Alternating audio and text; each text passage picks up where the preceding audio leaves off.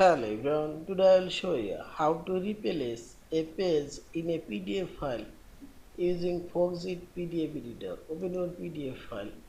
Now click on this page thumbnail option and I will replace this page. Click on this page and click right button and here you will find this replace option and select your page and insert this page. Now select open and simply select OK. Yes, as this page now replaces.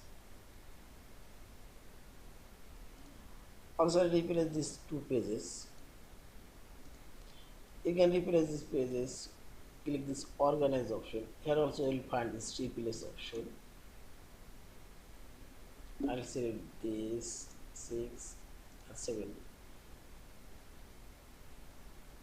7 pages.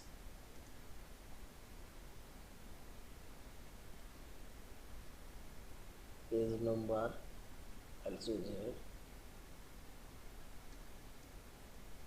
Forum page number 4. Set 4. Now select OK. Yes, answer this. Page number 4 now replaces by this page. In this way, you can replace your pages. Yeah. Thank you for watching. Please subscribe, like, share, and comment.